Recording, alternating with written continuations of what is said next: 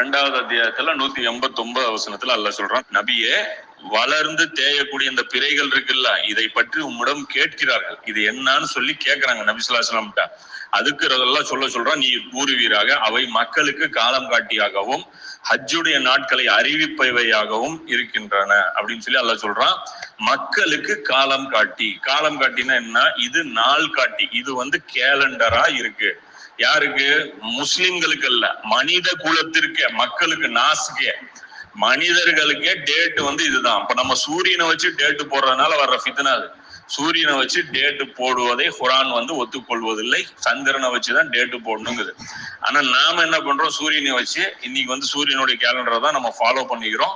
Full and full அதுலயே merge ஆகி நம்ம போயிட்டோம். அதை வச்சுக்கலாம் சப்போர்ட்டுக்கு. ஏன்னா உலக விவகாரங்கள் இன்னைக்கு இஸ்லாம் முஸ்லீம் அல்லாதவங்க கையில இருக்கு. ஸோ அவங்க கிட்ட அந்த விவகாரங்களை நாம கொடுக்கல் வாங்கல் வச்சுக்கணும்னா அந்த டேட்ஸ் 2வது